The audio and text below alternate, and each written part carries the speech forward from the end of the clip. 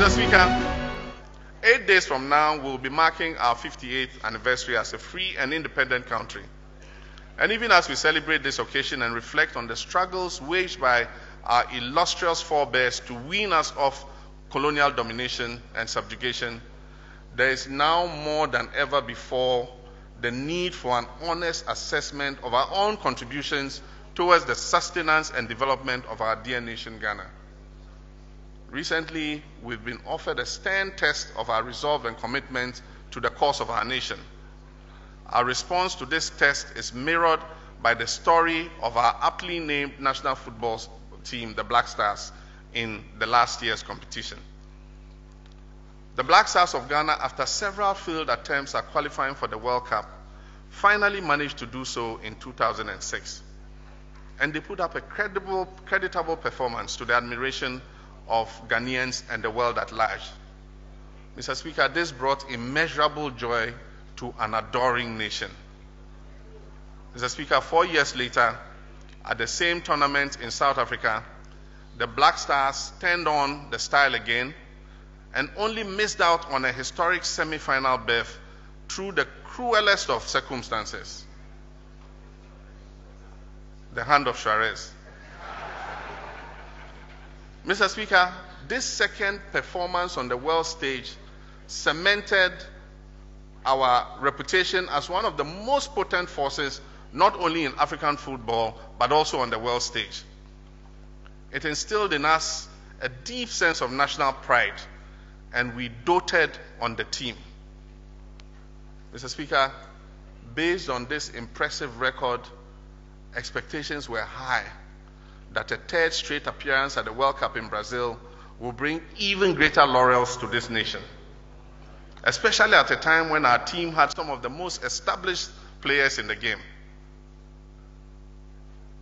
Mr. Speaker, unfortunately, through a chain of events which we are all very familiar with, the Black Stars crashed out of that tournament in the most unexpected manner.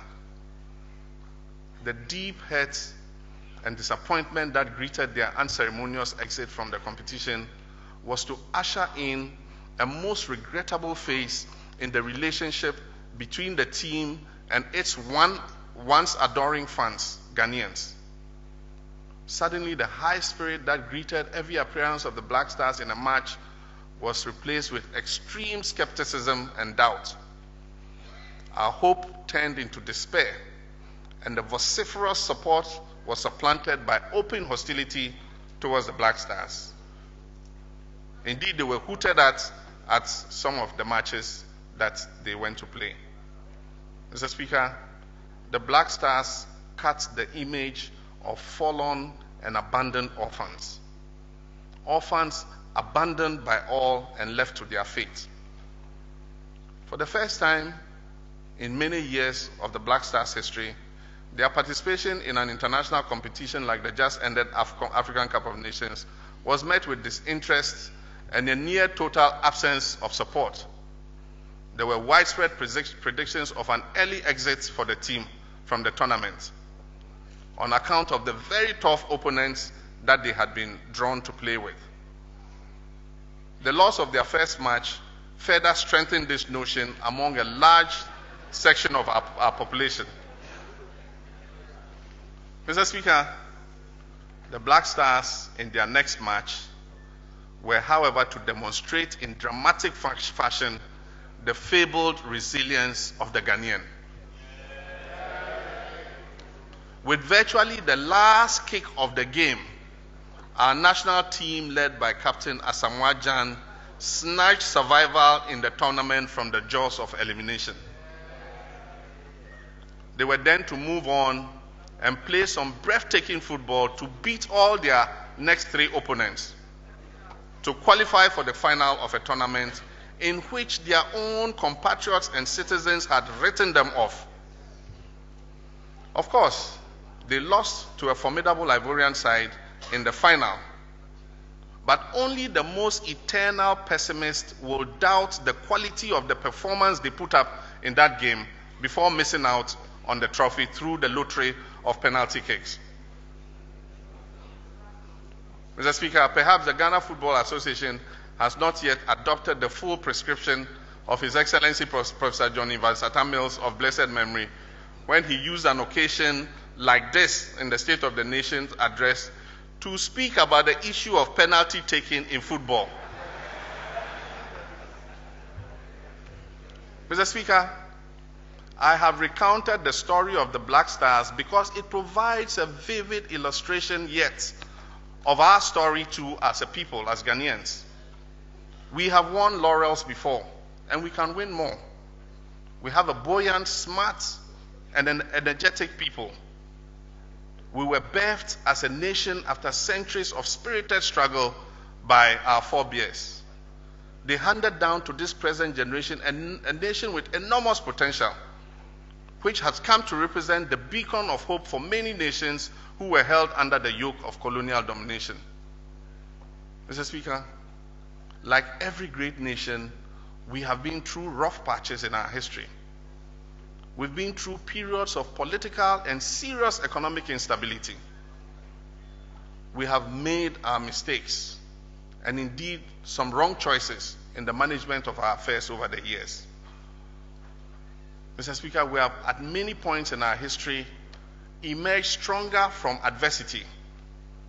We are now an established and respected democracy after coming from prolonged periods of dictatorship. This is what I mean when I say Ghana has victory in its DNA.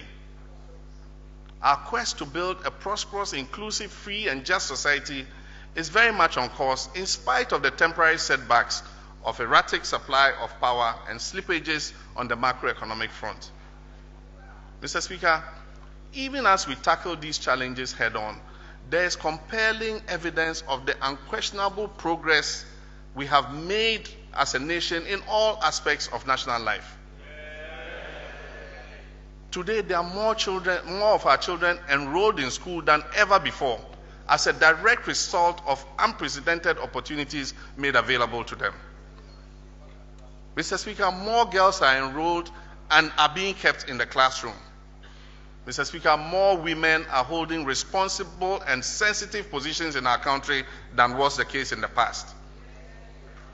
Today, Ghanaians are more likely to receive better health care services than ever before because of significant investments and work done in the health sector. Mr. Speaker, today we have succeeded in moving more of our citizens out of poverty, and we have reduced hunger and malnutrition.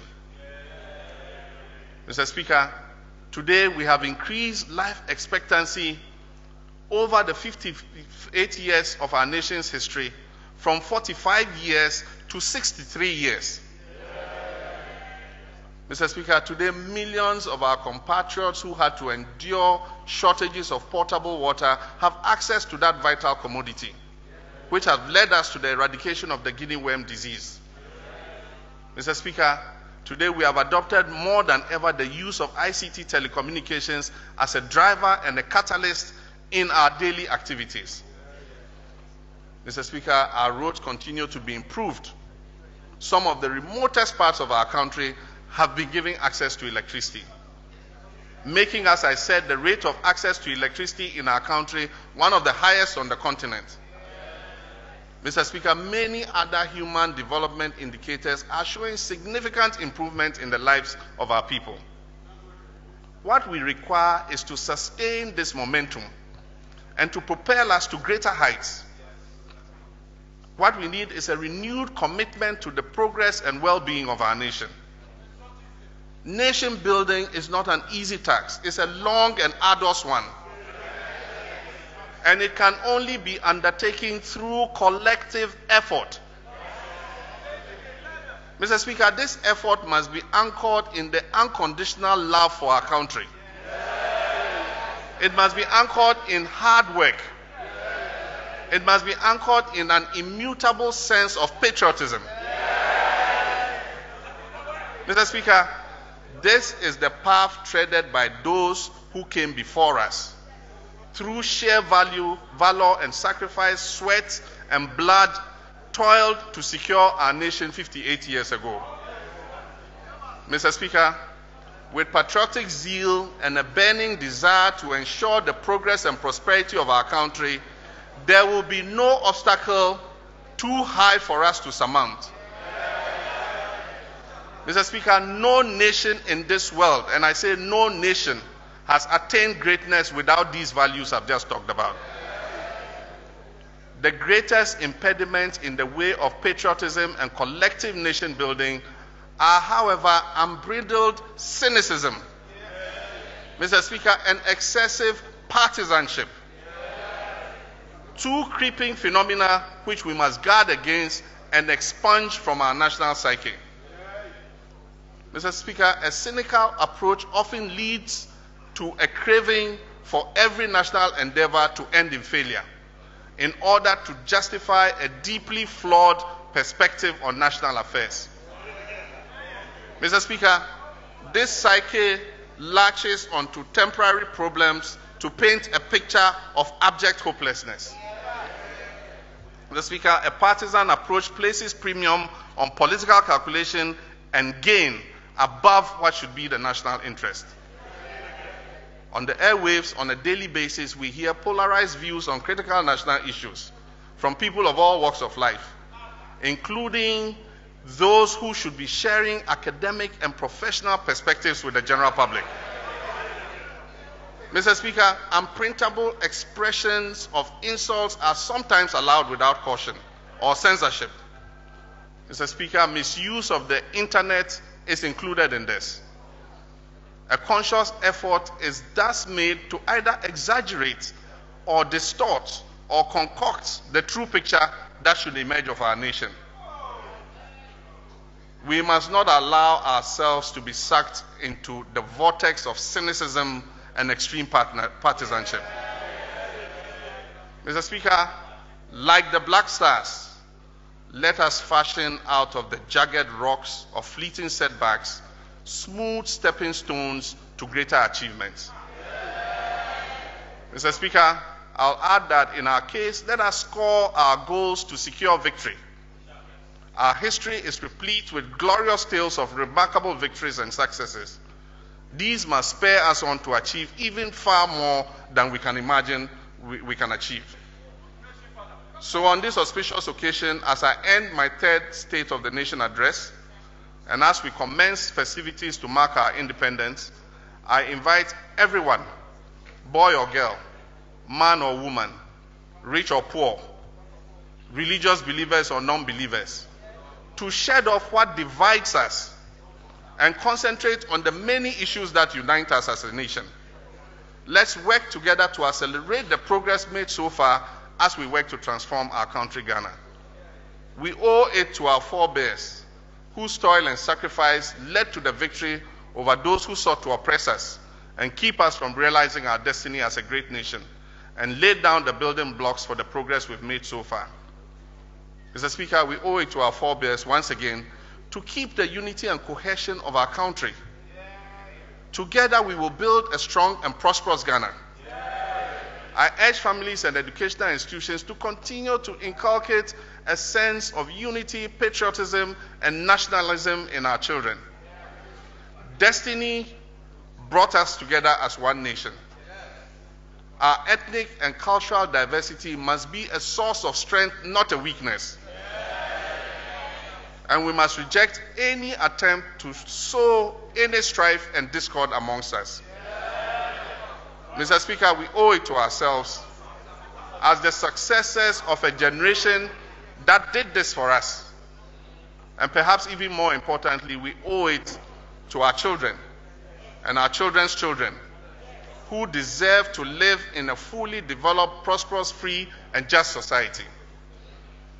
Mr. Speaker, I thank you once again for this opportunity. May God bless our homeland, Ghana. Thank you.